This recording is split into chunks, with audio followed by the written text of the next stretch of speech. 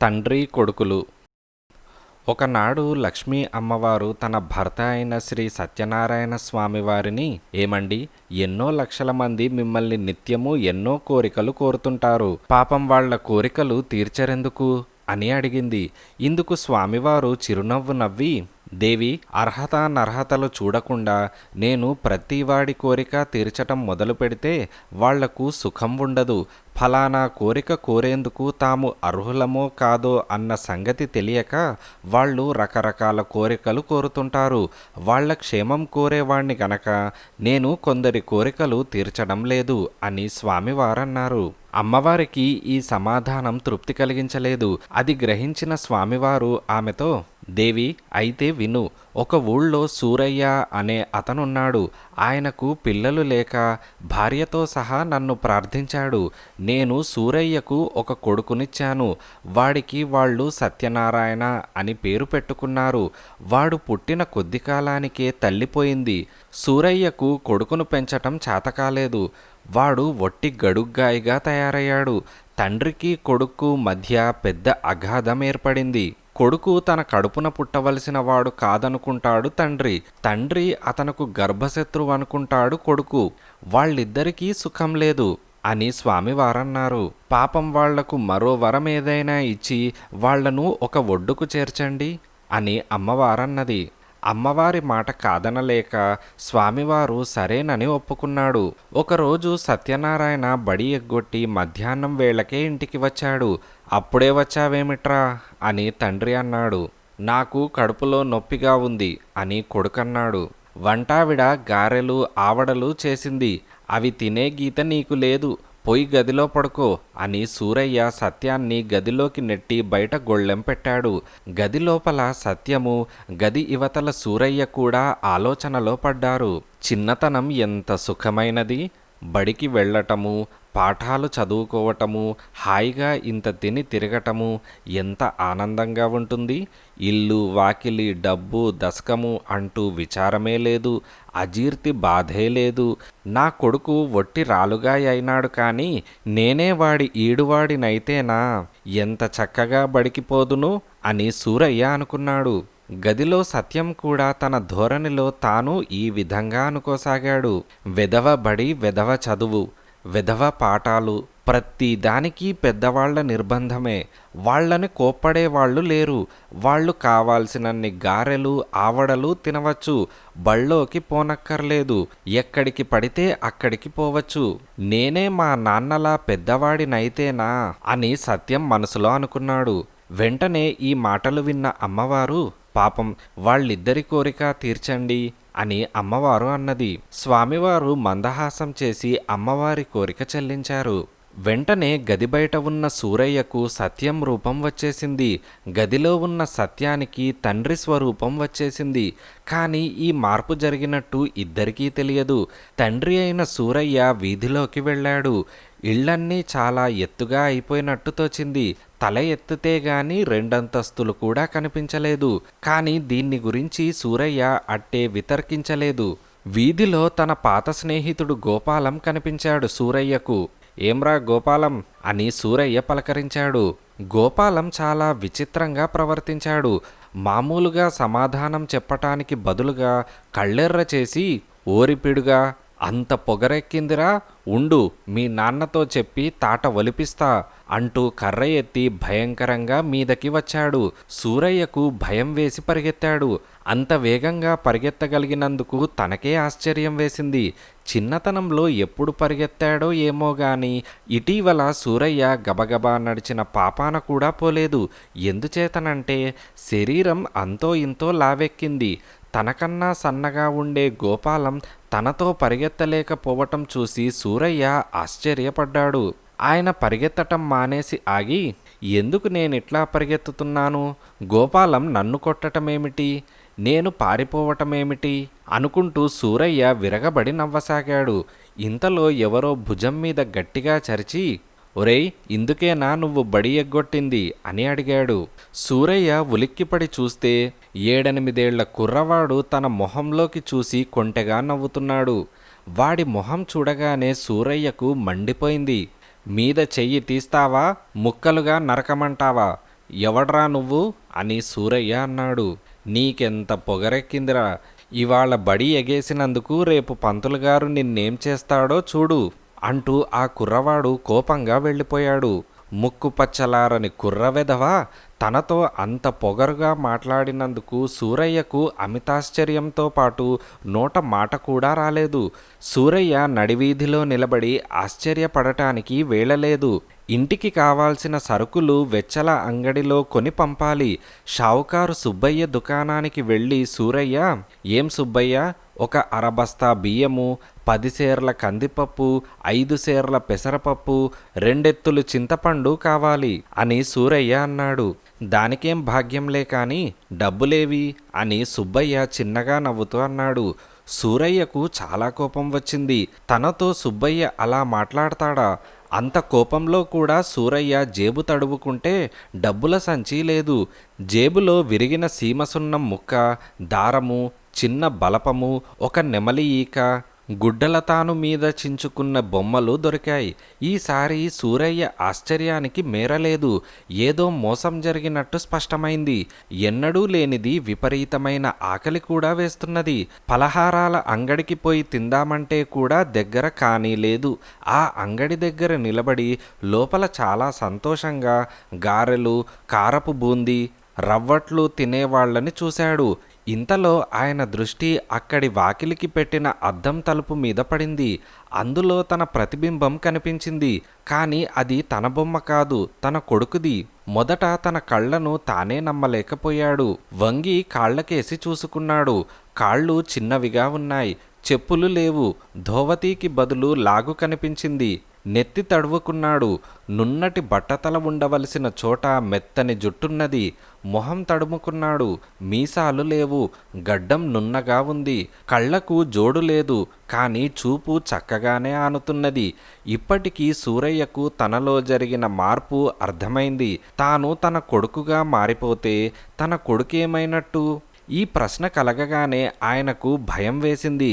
ఈలోపుగా సత్యం మాటేమిటంటే, తన తండ్రి బయటికి వెళ్ళిపోయి ఉంటాడని రూఢీ చేసుకొని సత్యం తలుపును కాళ్ళా చేతులా తన్నాడు. కానీ అవి ఎందుకో చాలా నొప్పి పుట్టాయి. ఇంతలో వంటావిడ వచ్చి తలుపు గళ్ళెం తీసి, అదేమిటి బాబు, మిమ్మల్ని లోపల పెట్టి తలుపు వేసిందెవరు? అల్లరి సత్యం కాదు కదా అని అన్నది. నోర్మొయ్ అని సత్యం కోపంతో అన్నాడు. ఎన్నడూ తనన్ని పల్లెత్తి మాట అనని యజమాని నోర్ముయ్ అన్నందుకు వంటావిడ చాలా బాధపడింది. పైకి సూరయ్యలాగా కనిపించేది సత్యమేనని ఆవిడకేం తెలుసు? సత్యం చెంగున మెట్లెక్కి పైకి వెళ్ళటానికి బయలుదేరాడు. తన తండ్రి డబ్బులెక్కడ పెడతాడో వాడికి తెలుసు. కానీ సత్యానికి చెంగున మెట్లెక్కటం సాధ్యం కాలేదు. ఒళ్ళంతా బరువెక్కినట్టయింది. కాళ్ళు మొద్దుబారిపోయాయి. 2-3 మెట్లు ఎక్కి మెట్ల మీద బోర్లా పడ్డాడు. కనత బొప్పి కట్టింది. మోకాటి మీద చర్మం కొట్టుకుపోయింది. ముక్కుతూ మూలుగుతూ మెట్లన్నీ ఎక్కేసరికి కాళ్ళు పీకసాగాయి. రొప్పు వచ్చేసింది. వెంటనే సత్యం, పోనీ ఆ గారెలు ఆవడలు తినే బయటికి పోదాం, చాలా ఆయాసంగా ఉంది అని సత్యం అనుకున్నాడు. వంటావిడను కేకేసి పలహారం పట్టుకురమ్మన్నాడు. వెంటనే వంటావిడ పళ్ళెంలో గారెలు ఆవడలు పట్టుకొచ్చి, ఇప్పుడే కదా తిన్నారు, ఇవి పిల్లవాడి కోసముంచాను, మీరు మళ్ళీ తింటారా? కడుపు నొప్పి వస్తుందేమో అని వంటావిడ అన్నది. నాకు నువ్వు పలహారం పెట్టావా? కడుపులో నొప్పి అని అబద్ధమాడాను. నా కోసం ఉంచినవి నాకు పెట్టడానికి ఏడుస్తావేమిటి? పెట్టికడా అని సత్యం గదమాయించాడు. వంటావిడ తన చెవులను తానే నమ్మలేకపోయింది. తన యజమానికి మతి చెడిందని అనుమానం వేసి నౌకర్ను పంపి వైద్యుణ్ణి రమ్మని కబురు చేసింది. వైద్యుడు రావటం మేలే అయింది. ఎందుచేతనంటే ఆదరాబాదరా పలహారం తిని సత్యం పక్క మీద పడి కడుపు నొప్పితో పొర్లిగింతలు పెడుతున్నాడు. వైద్యుడు కడుపు నొప్పికి మందిచ్చి వెళ్ళిపోయాడు. వైద్యుడు తనను తమరు అని గౌరవంగా పిలవటం అంత బాధలో కూడా సత్యానికి చాలా ఆశ్చర్యం కలిగించింది. వైద్యుడు వెళ్ళాక కొద్దిసేపటికి కడుపు నొప్పి కాస్త సర్దుకున్న తర్వాత సత్యం లేచి బల్ల సొరుగులో తాళపు చెవులు తీసుకొని డబ్బు కోసం బీర్వా దగ్గరికి వెళ్ళి చూసి ఒక్కసారిగా కొట్టినట్టు తుళ్ళిపడ్డాడు. ఎందుచేతనంటే బీర్వా అద్దంలో తన తండ్రి ప్రతిబింబం కనపడింది. చచ్చాన్రా బాబు అని అనుకొని సత్యం వెనక్కు తిరిగి చూశాడు. తండ్రి జాడలేదు. మళ్ళీ అద్దంలోకి చూశాడు. అద్దంలో తండ్రి ఆకారం మళ్ళీ కనిపించింది. బట్టతల, మీసాలు, కళ్ళజోడు కనిపించాయి. తన మొహం తడువుకున్నాడు. తన మొహాన మీసాలు, కళ్ళజోడు తగిలాయి. సత్యానికి తల తిరిగినట్టయిపోయింది. తాను ఎలాగో తన తండ్రి అయిపోయాడు. ఈ సంగతి తెలియగానే మొదట దిగులు వేసింది. కానీ వెంటనే సంతోషం కూడా కలిగింది. ఇక తాను బడికి పోనక్కర్లేదు, దెబ్బలు తినక్కర్లేదు, ఏది పడితే అది తినవచ్చు, ఎక్కడికి పడితే అక్కడికి పోవచ్చు. డబ్బు, ఇక డబ్బంతా తనదే. సంతోషంతో ఒక్క గెంతు వెయ్యబోయి కుప్పలా కూలబడ్డాడు. ఇప్పుడు సత్యానికి మరో ఆలోచన కలిగింది. తాను తన తండ్రిగా మారిపోతే తన తండ్రి ఏమైనట్టు? ఈ ప్రశ్నకు సమాధానమల్లే మెట్ల మీద అడుగుల చప్పుడు వినపడింది. 8 ఏళ్ల బొట్టికాయ ఒకడు మెల్లగా మెట్లెక్కి వస్తున్నాడు. తీరా చూస్తే ఆ మెట్లెక్కి వచ్చేది తానే. తన తండ్రికి తన స్వరూపం వచ్చిందని సత్యం చప్పున గ్రహించాడు. ఇప్పుడు తండ్రికి మంచి పాఠం నేర్పుదామనుకున్నాడు. బీర్వా తాళపు చెవులు జేబులో దాచేశాడు. సూరయ్య పైకి వచ్చి తన ప్రతిబింబంలాగా నిలబడి ఉన్న కొడుకును చూసి నవ్వసాగాడు. సత్యంకు నవ్వు రాలేదు, భయం వేసింది. మనమిలా ఎందుకయ్యామో నీకేమైనా తెలుసునా అని సూరయ్య అన్నాడు. వెంటనే సత్యం నాకు తెలీదు అని అమాయకంగా అన్నాడు. పెద్ద చిక్కే వచ్చి పడింది. నువ్వు నేనని, నేనే నువ్వని మనం ప్రపంచాన్ని నమ్మించటం చాలా ఇబ్బంది అయ్యేటట్టున్నది. నేను బోలెడన్ని వ్యవహారాలు నడపాలి, డబ్బు వసూలు చేస్తూ ఉండాలి.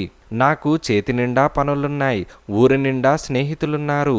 ఈ పనులన్నీ ఈ అవాంతరంతో ఎలా చెయ్యను? అందరి దగ్గరికి ఎలా పోను? ఒకవేళ కష్టపడి నేను ఫలానా అని అందరికీ రుజువు చేసుకున్నా వాళ్ళు నన్ను మామూలుగా చూడరే. ఈ సమస్యను పరిష్కరించటం ఎలా అని తండ్రి అన్నాడు. కొడుకు ఆ మాటలకు తలాడిస్తూ ఏమో నాకు తెలీదు అని అన్నాడు. అన్నట్టు నీ చదువు మాటేమిటి అని సూరయ్య అన్నాడు. చదువా?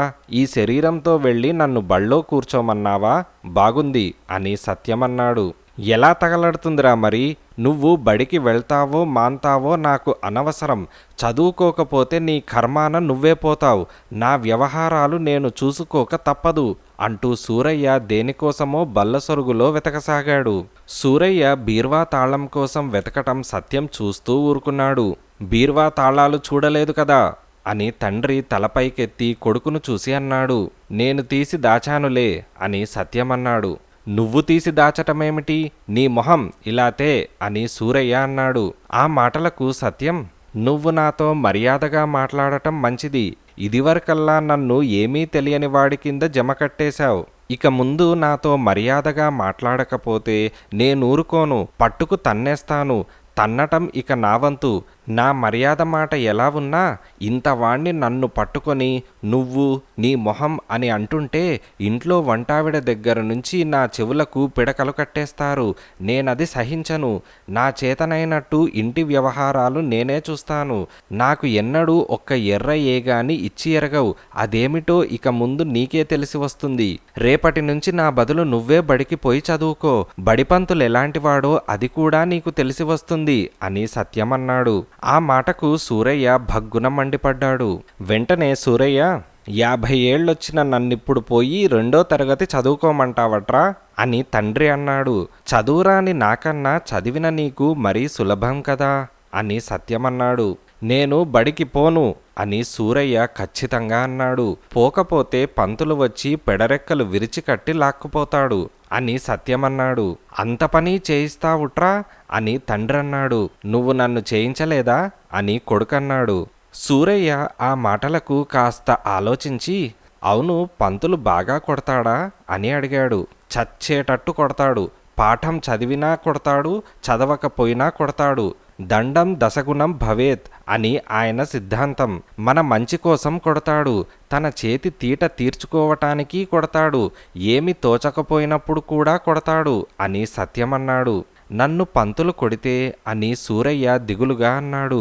మరి నన్ను కొట్టినప్పుడో? దెబ్బలు కొట్టటం దగ్గర వెనకాడవద్దని ఆయనతో నువ్వు చెప్పలే అని సత్యం రోషంగా అన్నాడు. రూపాలు మారటం అలుసు తీసుకొని తన కొడుకు తన మీద ఇలా పగ తీర్చుకోవటానికి ప్రయత్నించటం చూస్తే సూరయ్యకు మండిపోయింది. కానీ ఏం చేయటానికి పాలుపోలేదు. వెంటనే సూరయ్య, నీ వేషాలు నేను సాగనిస్తాననుకున్నావా? నేనెవరో నువ్వెవరో ఇప్పుడే అందరికీ చెప్పేస్తాను. సులభంగా తప్పించుకుపోదామనుకున్నావు కాబోలు అని సూరయ్య రోషంగా అన్నాడు. సత్యం బిగ్గరగా నవ్వాడు. అతని ధైర్యం పెరగసాగింది. వెంటనే కొడుకు, పిలు, ఇంట్లో వాళ్ళందరినీ ఇప్పుడే పిలు. ఏం చెబుతావో చెప్పు. నువ్వు చెప్పిన నిజమంతా తోసేసి వాళ్ళందరూ నేను చెప్పే అబద్ధాన్ని నమ్ముతారు. ఆ సంగతి నువ్వే కళ్ళారా చూద్దువుగాని అంటూ సత్యం వంటావిడని కేక పెట్టి పిలిచాడు. వంటావిడ వచ్చింది. వెంటనే కొడుకు రూపంలో ఉన్న సూరయ్య, చూడు సీతారామమ్మ, నేను సూరయ్యని, ఇదిగో వీడు సత్యం, మా ఇద్దరి శరీరాలు మారాయి అని సూరయ్య వంటావిడతో అన్నాడు. వంటావిడ ముక్కు మీద వేలేసుకొని, హారిపిడుగా, నీకిదేం విపరీత బుద్ధి అంటూ సత్యం కేసి చూసింది. తండ్రి రూపంలో ఉన్న సత్యం వంటావిడను చూసి నవ్వి, సత్యానికి ఆకలేసి పైత్యాన పడ్డాడు, తీసుకుపోయి తిన్నన్ని గారెలు ఆవడలు పెట్టు అని అన్నాడు. వెంటనే వంటావిడ సూరయ్య రెక్క పట్టుకొని, కుర్రకుంక అలా పేలుతుంటే మక్కెలు విరగదన్నక గారెలు ఆవడలు పెట్టమన్నారా? మీ అలుసేవాణ్ణింతవరకు తెచ్చింది అంటూ వంటావిడ సూరయ్యను రెక్కపట్టుకొని తీసుకుపోయింది. వంటింట్లో తండ్రి వంటావిడకు నిజం తెలియజేయాలని విశ్వ ప్రయత్నం చేశాడు. కానీ లాభం లేకపోయింది. ఆ తర్వాత ఇంట్లో పనిచేసేవాడితో కూడా మాట్లాడాడు. కొడుకు రూపంలో ఉన్న సూరయ్య, ఒరే వీరయ్య, నేను మీ యజమానినిరా, సూరయ్యను అని సూరయ్య అన్నాడు. వీరయ్య ఆ మాటలకు, దొరా, అందుకు సందేహమేమిటి అని అన్నాడు. నిజంగారా అని సూరయ్య అన్నాడు. వీరయ్య మరింత పెద్దగా నవ్వి వెళ్ళిపోయాడు. సూరయ్యకు మతిపోయినట్టయింది. ఎవరూ తన మాట నమ్మకపోగా తను అన్న మాటలు తన కొడుకుతో చెప్పేశారు. అదే రోజు రాత్రి సత్యం సూరయ్యతో, నువ్వు తొందరపడి అందరితోటి జరిగింది చెప్పేయకు. వెర్రెత్తిందని అందరూ నిన్ను వైద్యశాలకు పంపమంటారు. మాట్లాడకుండా ఊరుకో, జరిగేదేమిటో జరగని అని సత్యం సలహా చెప్పాడు. వంటావిడకి పిల్లవాడి మీద జాలి కలిగింది. ఇప్పుడా పిల్లవాడు తన యజమానని, ఆయన సూరయ్యేనని ఆవిడకు తెలియదు. పాపం పసివాడు కడుపు నొప్పి వంకపెట్టి బడి ఎగ్గొడితే తండ్రి వాడికి ఫలహారం లేకుండా చెయ్యాలా? వాడికేదైనా ఒక ముక్క పెడదామన్నా పెద్దాయన పైకి వెళ్ళి కూర్చున్నాడు, బయటికి పోడు అని వంటావిడ అనుకున్నది. ఇంతలో వంటావిడకు ఇంట్లో బియ్యము ఇతర సామాన్లు కావాలనేది జ్ఞాపకం వచ్చింది. అందుచేత ఆవిడ పైకి వెళ్ళి తన యజమానితో, పొద్దుననగా బియ్యం తేవాలని చెప్పాను, ఇంకా మీరు తీసుకురాలేదు. బియ్యంతో పాటు మిగిలిన వస్తువులన్నీ తెచ్చి పడేయండి, ఇవాళో రేపో తేవలసినవే అని వంటావిడ అన్నది. ఈ మాట వినగానే తండ్రి రూపంలో ఉన్న సత్యం హిహి అని నవ్వాడు. తర్వాత నవ్వాపుకొని, ఓహో, అలాగే చేస్తాను అని అన్నాడు. ఎంతో గంభీరంగా ఉండే సూరయ్య ఇలా నవ్వటము, పసిపిల్లవాడల్లే మాట్లాడటము వంటావిడకు వింతగా తోచింది. కానీ దాన్ని గురించి ఆవిడ ఆలోచించలేదు. సత్యం కుర్చీలో నుంచి లేచి తన జేబులో ఉన్న తాళపు చెవులతో బీరువా తెరిచి అందులో ఉన్న డబ్బంతా చాలాసేపు ఎంచుకొని చాలా డబ్బు జేబులో పెట్టుకొని బయటికి బయలుదేరాడు. తన యజమాని గడప దాటగానే వంటావిడ, సత్యం, సత్యం అని పిలిచింది. కానీ ఎక్కడా సత్యం అలికిడి లేదు. తండ్రి ఇంట్లో లేని సమయాల్లో సత్యం ఎక్కడున్నా చుట్టుపక్కల ఇళ్లకు కూడా సందడిగా ఉండేది. అటువంటిది ఇల్లంతా నిశ్శబ్దంగా ఉంది. వంటావిడ సత్యం, సత్యం అంటూ ఇల్లంతా వెతికింది. చివరకు సత్యం వాళ్ళ నాన్నగారి గదిలో బల్ల ముందర పెద్ద కుర్చీలో కూర్చొని ఏదో ఆలోచిస్తున్నాడు. ఎన్నిసార్లు పిలిచినా పలకవేం అని వంటావిడ అన్నది. సూరయ్య ఉలిక్కిపడి తల ఎత్తి చూసి, నన్నిట్లా వేధిస్తావెందుకు, పోయి నీ పని చూసుకో అని సూరయ్య అన్నాడు. ఆ మాటలకు వంటావిడ, నేను చెబుతున్నా, ఇది నీ మంచికి రాలేదు.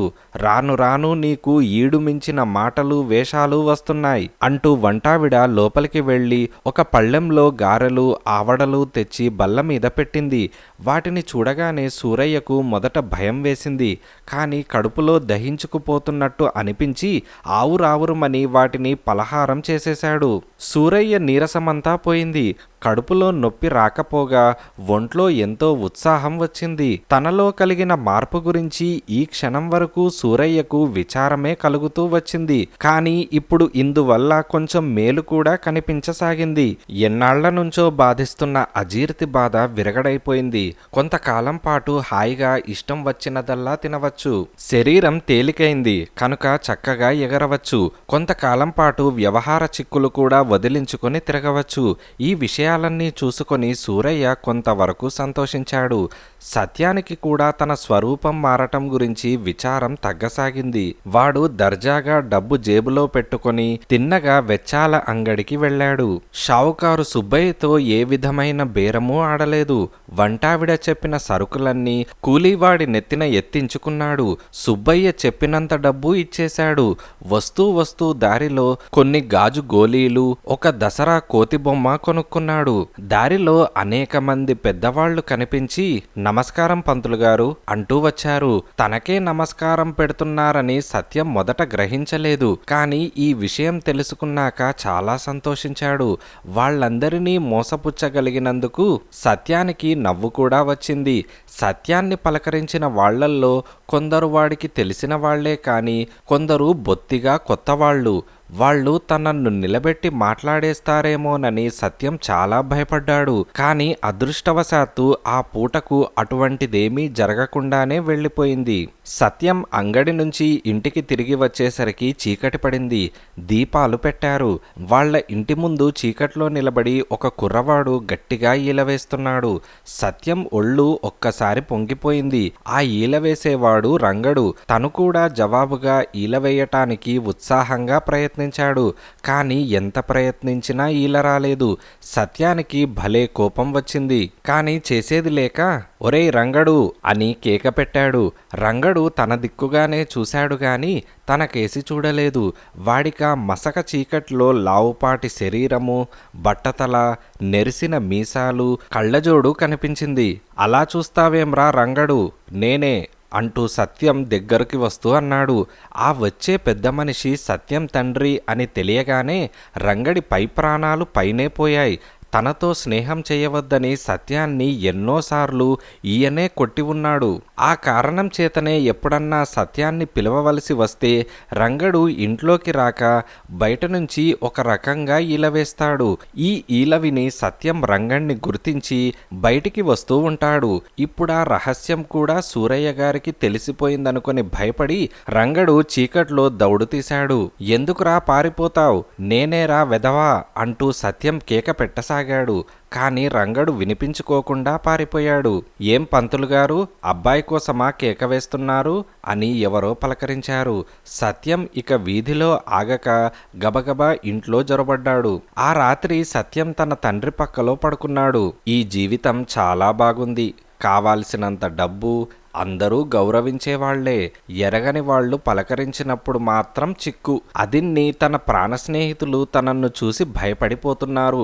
అయినా ఈ జీవితమే బాగుంది. పిల్లవాడుగా ఉండటం కన్నా పాపం లేదు. ఈ ప్రపంచం పెద్దవాళ్లది అని సత్యం మనసులో అనుకున్నాడు. ఆ రాత్రి సత్యానికి సరిగ్గా నిద్ర పట్టలేదు. మామూలుగా పెందలాడే నిద్రపోయేవాడు. ఇవాళ రాత్రల్లా పక్క మీద అటూ ఇటూ దొర్లుతూనే ఉన్నాడు. సూరయ్య మటుకు మనసు ఎంత కలతగా ఉన్నా పెందలాడే పడుకొని వెంటనే నిద్రపోయాడు. సత్యానికి తెల్లవారక ముందే మెలకువ వచ్చింది. పక్క మీద నుంచి లేచి తోచని వాడల్లే కొంతసేపు అటూ ఇటూ ఇల్లంతా తిరిగాడు. గదిలోకి వెళ్లి అద్దంలో తన బట్టతల మీసాలు ఒకసారి చూసుకున్నాడు. కళ్ళజోడు పెట్టుకుంటే గాని అదైనా సరిగ్గా కనిపించలేదు. సూర్యోదయమై గంటైనప్పటికీ సూరయ్య లేవలేదు. ఇంతలో బడి నుంచి ఓ కుర్రవాడు వచ్చాడు. వాడు సత్యాన్ని ఎరిగినవాడే. అయినా వాడు గుర్తించక, ఏమండి, మీ సత్యాన్ని పంతులుగారు పిలుచుకురమ్మన్నారు అని చెప్పాడు. సూరయ్య లేచాడు. అలవాటు ప్రకారం వంటావిడను కేక పెట్టాడు. కాని వంటావిడ కేక విని కూడా పలకలేదు. ఇంతలో తన కొడుకు ఈడు కుర్రవాడు లోపలికి వచ్చి, ఒరేయ్, నిన్ను పంతులుగారు పిలుచుకురమ్మన్నారు అని చెప్పాడు. సూరయ్యకు కోపము ఏడుపు కూడా వచ్చాయి. ఛీ, ఎవడివిరా నువ్వు, పో అవతలకి, నీ పంతుల్నిట్లా రమ్మను అని సూరయ్య కోపంగా అన్నాడు. కానీ సూరయ్య బడికి వెళ్ళక తప్పలేదు. బడి నుంచి వచ్చిన కుర్రవాడు గట్టివాడు. వాడంటే పిల్లలందరికీ చెప్పనంత హడలు. ఎవరు బడికి రాకపోయినా పంతులు వాణ్ణి పంపిస్తాడు. సూరయ్య వాడికి చిక్కకుండా తప్పించుకోలేకపోయాడు. ఇద్దరూ కలిసి బడికి వెళ్లారు. సూరయ్యను చూడగానే పంతులు పేముబెత్తం తీసుకొని 2 చేతుల మీద 4 దెబ్బలు కొట్టి గోడ కుర్చీ వేయించి, మీ తండ్రిగారు ఎంత పెద్ద మనిషి, ఆయనకు నీ వంటి దౌర్భాగ్యుడు పుట్టటం ఆశ్చర్యంగా ఉంది. రాను రాను నీ ఆటలు మితిమీరిపోతున్నాయి. ఇక నిన్ను చూసి ఊరుకునేది లేదు.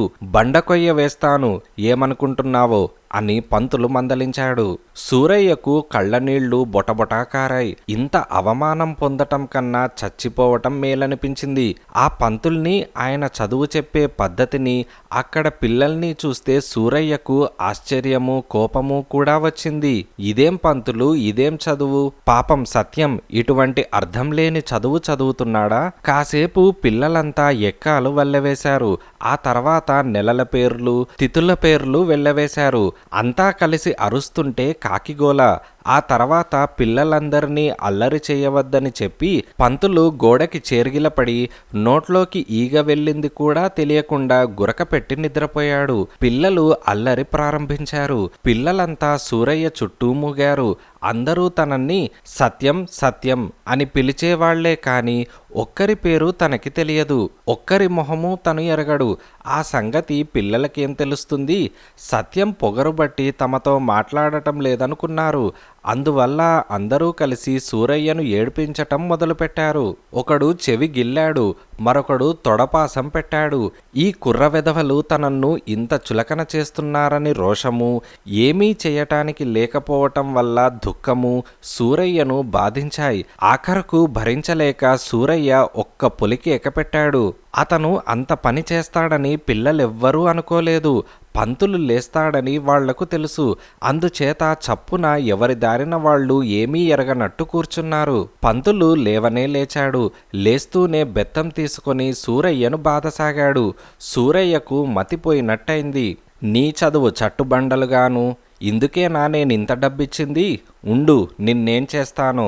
మాటి మాటికి బెత్తం తీసుకొని పిల్లల్ని చావగొడతావట్రా, నీ చేతులు పడిపోను అని సూరయ్య పంతుల్ని తిట్టసాగాడు. మిగిలిన పిల్లలంతా గట్టిగా నవ్వసాగారు. పంతులు ఒక క్షణం పాటు నిర్ఘాంతపోయాడు. ఏమనుకున్నాడో ఏమిటో సూరయ్యను వెళ్ళి గోడ కుర్చీ వేయమన్నాడు. సూరయ్యకి క్షణక్షణానికి పరాభవం జాస్తి అవుతున్నది కానీ తగ్గటం లేదు. పంతులు సూరయ్యని పరీక్ష ప్రారంభించాడు. పంతులు వేసిన ప్రశ్నలు కొన్ని సూరయ్య సులభంగానే చెప్పాడు, కానీ మరికొన్నిటికి చెప్పలేకపోయాడు. పుస్తకం చదివితే కానీ తెలియని విషయాలకు సూరయ్య ఎలా సమాధానం చెబుతాడు? గోడ కుర్చీ వేయటం సూరయ్యకు దుర్భరమైంది. పిల్లలందరూ వేళాకోళం ప్రారంభించారు. గోడ కుర్చీ వేసి సూరయ్య అలుసైపోయాడు. పంతులు వాళ్లనేమీ అనలేదు. పంతులు లెక్కలిచ్చాడు. పంతులు లెక్క చెప్పటం ఇంకా పూర్తి కాక ముందే సూరయ్య సమాధానాలు చెప్పసాగాడు. పంతులుకు ఆశ్చర్యం వేసింది. సత్యం లెక్కల్లో మొద్దు. అటువంటి వాడు తడువుకోకుండా నోటిమీద సమాధానాలు చెప్పటం పంతులుకు ఆశ్చర్యంగా ఉండదు? దొంగ వెధవా, ఇంతకాలం నీకు లెక్కలు బాగా వచ్చి ఉండి కూడా నా దగ్గర మొండితనం చేసి రానట్టు నటిస్తున్నావా అని పంతులు సూరయ్యను రెండేశాడు. ఎప్పుడు మధ్యాహ్నమవుతుందా, ఎప్పుడు పంతులు బడి విడిచిపెట్టి ఇంటికి పోతాడా అని సూరయ్య ఎదురు చూడసాగాడు. ఎలాగైతేనేం పంతులు గారు బడి చాలించాడు. మామూలు పిల్లవాడైతే బడి వదిలిన మరుక్షణం తిన్న దెబ్బలు చివాట్లు మర్చిపోతాడు. కానీ సూరయ్య ఇన్నేళ్లు వచ్చాక జరిగిన ఈ పరాభవం ఎలా మరుస్తాడు? అందరు పిల్లలు ఇంటికి బయలుదేరారు. కొందరు పరిగెత్తారు, కొందరు నడుచుకుంటూ చీకు చింత లేకుండా బయలుదేరారు. సూరయ్య తప్ప అందరూ ఉత్సాహంగానే ఉన్నారు. అందులో కొందరు సూరయ్య చుట్టూ చేరి, ఏంరా సత్యం, ఏం జరిగిందో చెప్పవు? నువ్వు బొత్తిగా కొత్త మనిషల్లే ఉంటున్నావే అని గుచ్చి అడిగారు. సూరయ్య విసుక్కొని, నేను కొత్త మనిషినే, అసలు నా పేరు సత్యం కాదు, అలా నన్ను పలకరించకండి అని సూరయ్య అన్నాడు. ఇంటికి పోయి ఏం చెయ్యాలి? ఇంట్లో సత్యం ఏం చేస్తున్నాడో, వాడి రహస్యం ఈ పాటికి అందరూ కనుక్కొని ఉంటారనుకున్నాడు సూరయ్య. ఈ ఆలోచనతో పారిపోయిన ఆశ మళ్లీ తిరిగి రాసాగింది. తనన్ను సూరయ్య అంటే నమ్మరు నిజమే, కాని సత్యాన్ని చూసి తానే అని మటుకు ఎవరు నమ్ముతారు? తన స్నేహితులెందరో వస్తారు, వ్యవహారాలు మాట్లాడగలరు. అవన్నీ సత్యానికి ఏం తెలుసు? అందుచేత సత్యం గుట్టు ఈ పాటికి బయటపడి ఉంటుంది. సత్యం గుట్టు బయటపడితే తన విషయం సులభంగా రుజువవుతుంది. ఈ ఆశతో సూరయ్య ఇంటికి బయలుదేరాడు. బడి నుంచి ఇంటికి చేరిన సూరయ్యకు కడుపులో మాడిపోతున్నది. ఆయన కోసం వంటావిడ కూడా వాకిట్లో కనిపెట్టుకొని ఉన్నది. రానాయన, ఎప్పుడో పొద్దున తిన్న అన్నం అంటూ వంటావిడ సూరయ్యను కూర్చోబెట్టి వడ్డించింది. ఆయన అన్నం తింటూ ఉండగా, పంతులు బాగా కొట్టాడా అని వంటావిడ అడిగింది. సూరయ్య మొహం ఎర్రబడింది. నా కోసం ఎవరైనా వచ్చారా అని సూరయ్య మాట మార్చటానికన్నాడు. నీకోసం ఎవరొస్తారు నాయనా అని వంటావిడ అన్నది. సత్యం విషయం వంటావిడను అడగాలనుకున్నాడు, కానీ ఎలా అడగాలో తెలియలేదు. అదృష్టవశాత్తు వంటావిడే చెప్పింది. మీ నాన్నగారి కోసం చాలామంది వచ్చారు, కానీ ఆయనకు ఒంట్లో బాగున్నట్టు లేదు. ఒకరిద్దరిని చూసి మరెవర్నీ చూడనని పోయి గదిలో ముసుగు తన్ని పడుకున్నారు అని వంటావిడ చెప్పింది. ఎవరు వచ్చారు అని సూరయ్య అడిగాడు. వంటావిడ 2-3 పేర్లు చెప్పింది. సూరయ్య ఆదుర్ద జాస్తైంది. గబగబా తిండి పూర్తి చేసి తన గదికి వెళ్ళి తలుపు తట్టాడు. ఎన్నిసార్లు తలుపు తట్టినా జవాబు లేదు. సత్యం, సత్యం అని పిలిచాడు. నువ్వా అని సత్యం అన్నాడు. తలుపు తీ, మాట్లాడాలి అని సూరయ్య అన్నాడు. నేనిప్పుడు నిద్రపోతున్నాను, రాత్రికి మాట్లాడదాం అని సత్యం అన్నాడు. సూరయ్య తలుపు తీయమని పెద్దగా అరిచాడు. కానీ ఒక నౌకరు వచ్చి సూరయ్యను రెక్కపట్టుకొని కిందకి లాక్కొచ్చాడు. నీ సంగతేమీ బాగాలేదు, అల్లరి చేస్తే మీ నాన్నగారు మక్కలు విరగ్గొడతారు అని నౌకరు హెచ్చరించి వెళ్ళిపోయాడు. సూరయ్యకు ఇంకొక ఉపాయం తట్టింది. తనకు వ్యవహారాలున్న వాళ్ళందరికీ ఉత్తరాలు రాద్దామనుకున్నాడు. కానీ తన దస్తూరి చూస్తే ఎరిగిన వాళ్ళు గుర్తించేటట్టుగా లేదు. సూరయ్య దీర్ఘమైన ఆలోచనలో పడ్డాడు. ఎటు చూసినా తప్పించుకునే మార్గం లేదు. మళ్ళీ కాసేపటికి బడికి పోవాలి. సూరయ్య తన సొంత విషయమే ఆలోచిస్తాడా, ఇంటి వ్యవహారాలే ఆలోచిస్తాడా? సత్యం రహస్యం బయటపడే వరకు తన సంగతి ఎవ్వరూ పట్టించుకోరు. అంతదాకా తను ఎక్కడికైనా పారిపోతే చాలా చిక్కులు వదిలిపోతాయనిపించింది. ఈ సంగతి సత్యానికి తెలిస్తే పోనివ్వడు. డబ్బు దొరికే ఉపాయం లేదు. డబ్బు లేకుండానే పారిపోదామనుకున్నాడు. వంటావిడ గాని ఇంట్లో నౌకర్లు గాని చూడకుండా ఇంట్లో నుంచి బయటపడి స్టేషను కేసి సూరయ్య నడిచాడు. మధ్యాహ్నం 2:30కు ఒక బండున్నది. అది ఎక్కి వెళ్ళిపోవచ్చు. ఎక్కడికి పోవాలి, ఏం చెయ్యాలి అనేది అతడు ఆలోచించలేదు. పగలల్లా సత్యం గదిలో కూర్చొని తలుపు బిడాయించుకున్నాడు. ఎవరో డబ్బు బదులు కావాలని వచ్చారు. వాళ్ళెవరో కూడా తెలియకుండా వంటావిడ చేతికి 10 రూపాయలిచ్చి వాళ్ళకిమ్మన్నాడు. మరెవరో వచ్చి తమకు సూరయ్య 20 రూపాయలు బాకీ ఉన్నాడని చెప్పారు. ఆ డబ్బు కూడా ఇచ్చి పంపాడు. ఇంకెవరో చిన్న వ్యవహారం మాట్లాడాలని వచ్చారు. సత్యం బయటికి రాలేదు. ఇదంతా సత్యానికి ఇరకాటంగానే ఉంది. కానీ ఇంతకన్నా అతనికి భయం వేసినదేమిటంటే, వంటావిడకి ఇంట్లో నౌకర్లకి తనన్ని గురించి అనుమానం కలగసాగింది. వంటావిడ తన కేసి అదో మోస్తరుగా చూస్తోంది. తాను సూరయ్య కాదని ఎవ్వరూ అనుకోరనే ధైర్యంతో ఉంటూ వచ్చాడు. కానీ ఆ ధైర్యం ఇప్పుడు దిగజారసాగింది. తన మాటలలోనూ చేతలలోనూ తన లక్షణాలుండక ఏమవుతుంది? అనుమానం కలగనే కూడదు, కానీ కలిగితే అది క్షణంలోకి నమ్మకంగా మారుతుంది. ఈ మార్పు అచ్చంగా తనలోనే అయితే ఇంత ఇబ్బంది లేకపోను. తన తండ్రి కాస్త కూడా తన మాదిరిగా ప్రవర్తించటం లేదు. మొదట లేదు, కానీ ఇప్పుడిప్పుడు తండ్రిని చూడగానే ఆయన మొహం చప్పున పోల్చుకోవటానికి వీలవుతున్నది. 8-9 ఏళ్ల లేత మొహంలో ఎక్కడో 50 ఏళ్ల వాడి ఛాయలున్నాయి. అద్దంలో చూసుకుంటే తన మొహంలో కూడా కుర్ర లక్షణాలు కనిపిస్తున్నాయి. ఈ లక్షణాలు పైవాళ్లు మటుకు చూడరా? వంటావిడ చూసే ఉండాలి. పొద్దుగూకింది, చీకటి పడింది. కాని సత్యం బయటికి రావటానికి సాహసించలేదు. తన తండ్రి కోసం రాత్రి పొద్దుపోయాక కూడా ఎవరో ఒకరు వస్తూ ఉంటారు. 8 గంటల వేళకు వంటావిడ పైకి వచ్చి, బాబుగారు, అబ్బాయి జాడలేదు అని చెప్పింది. బళ్ళో నుంచి తిరిగి రాలేదా అని సత్యమన్నాడు. సాయంకాలం బడికి పోనేలేదు, ఎక్కడికైనా ఆడుకోవటానికి వెళ్ళాడనుకున్నా అని వంటావిడ అన్నది. అదేమిటి, కోప్పడి బడికి పంపకపోయావా అని సత్యమన్నాడు. ఇప్పుడు అబ్బాయిని కోప్పడేటట్టుగా లేదు, వెనకటి అబ్బాయి కాదు. మిమ్మల్ని కోప్పడమన్నా కోప్పడతాను గాని అబ్బాయి కేసి చూడటానికే భయంగా ఉంది అని వంటావిడ అన్నది. సత్యం అనుకున్నంతా అవుతుంది, ఇక నిజం ఎంతో కాలం దాగదు. తన తండ్రి ఏదో ఉపాయం చేసి ప్రపంచానికి నిజం చెప్పేస్తాడని భయపడ్డాడు సత్యం. అబ్బాయికొచ్చిన భయమేమీ లేదు, మీరు వచ్చి భోంచేయండి అని వంటావిడ అన్నది. నేనిప్పుడు రాను, ఇంకాస్త ఆగి తింటా అని సత్యమన్నాడు. ఇంకా నయ్యం, అన్నం తిన్న తర్వాత 2 గంటలన్నా మేలుకొని ఉండాలని వైద్యుడు చెప్పలేదా? పెందలాడే 2 మెతుకులు తినండి, అసలే జబ్బు వళ్ళు అని వంటావిడ చెప్పి వెళ్ళిపోయింది. సత్యం మారు మాట లేకుండా వెళ్ళి భోంచేశాడు. భోజనం చేసి చెయ్యి కడుక్కొని లోపలికి వస్తూ ఉండగా, ఏం రోయ్ సూరయ్య అంటూ ఒక పెద్ద మనిషి వచ్చాడు. ఆయనని చూడగానే సత్యం పై ప్రాణాలు పైనే పోయాయి. ఎందుచేతనంటే ఆ వచ్చిన ఆయన న్యాయవాది, తన తండ్రికి బాల్య స్నేహితుడు. తండ్రి న్యాయస్థానం వ్యవహారాలన్నీ చూస్తూ ఉంటాడు.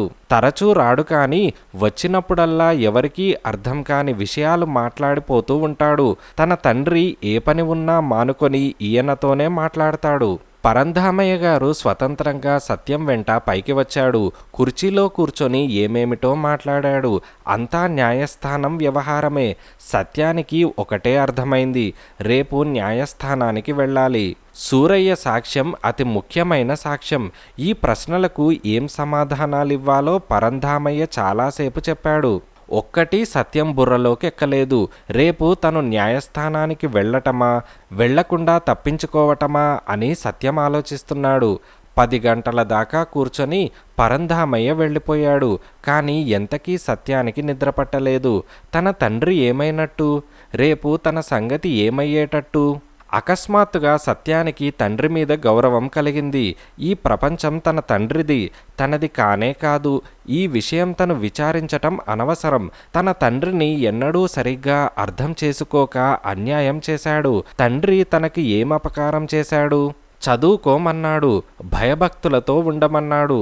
తన తండ్రి భయభక్తులతో చదువుకోబట్టే కదా తాను చెయ్యలేని వ్యవహారాలన్నీ చేస్తున్నాడు.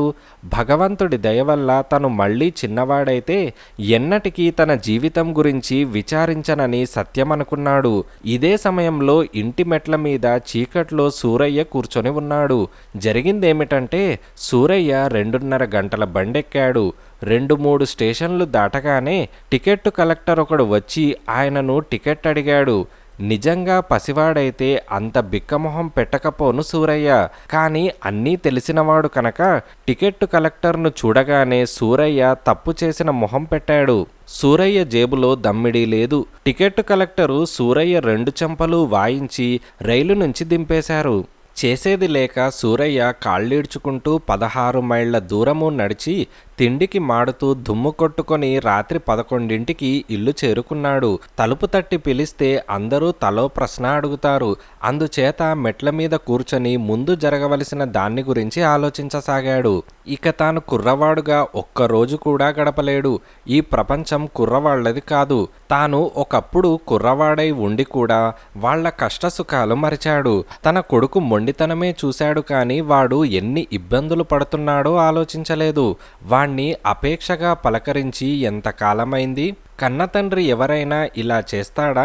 భగవంతుడి దయవల్ల మళ్ళీ తాను ఎప్పటిలాగా అయితే కొడుకును ఎంతో అపేక్షగా చూస్తాననుకున్నాడు. వాడికి కష్టం కలగనివ్వననుకున్నాడు.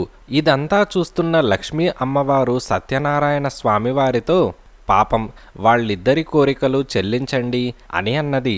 స్వామివారు సరేనన్నారు. మెట్ల మీద కూర్చున్న సత్యం ముసలివాడైపోయాడు.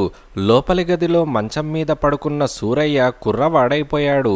వెంటనే అమ్మవారు, ఇక వాళ్ళిద్దరూ సుఖంగా ఉంటారు అని అన్నది. ఏం జరుగుతుందో ఇప్పుడే చూద్దువుగాని అని స్వామివారన్నారు. సూరయ్య మెట్ల మీద లేచి నిలబడ్డాడు. చాలా ఎత్తు లేచినట్టు ఆయనకు అనుమానం తట్టింది. కానీ తన స్వరూపం మారినట్టు ఇంకా ఆయనకు తెలియదు. తలుపు గట్టిగా తడితే ఇంటిల్లిపాది లేస్తారు, అనేక ప్రశ్నలు వేస్తారు. ఒకరైతే ఏదో ఒకటి చెప్పవచ్చు. అందుకని సూరయ్య మెల్లగా తలుపు తట్టాడు. వంటావిడ వచ్చి తలుపు తీసింది. సూరయ్యను చూసి ఆశ్చర్యపోతూ, బాబుగారు, మీరు బయటికెప్పుడు వెళ్ళారు? గదిలో పడుకున్నారే, తలుపులెవరేశారు అని వంటావిడ అడిగింది. కానీ సూరయ్యకు వంటావిడ ప్రశ్నలేవీ వినిపించటం లేదు. ఇంతకాలానికి వంటావిడ తనన్ని ఎప్పటి మాదిరిగా బాబుగారు అని పలకరించింది. మొహం తడువుకున్నాడు. మీసాలు కళ్ళజోడు తగిలాయి. నెత్తిన బట్టతల. సంతోషం పట్టలేక సూరయ్య కళ్ళ వెంట కన్నీరు ప్రవాహంగా కారింది. ఏదో అనబోయాడు కానీ మాట రాలేదు. వంటావిడ గొంతు విని సత్యం మెట్లు దిగివచ్చి తన తండ్రిని చూసి నిర్ఘాంతపోయాడు. తన చేతులకేసి చూసుకున్నాడు. సత్యాన్ని చూడగానే సూరయ్యకు భగ్గుమని మండిపోయింది. ఈ వెధవే గదా తనకిన్ని కష్టాలు కలిగించాడు అని అనుకున్నాడు. తనన్ను బడికి పంపించాడు, పంతులు చేత కొట్టించాడు, గోడ కుర్చీ వేయించాడు, తన శరీరం దొంగలించాడు, తన పడక గది కాజేసి తన తాళపు చెవులు డబ్బు అన్నీ లాక్కున్నాడు.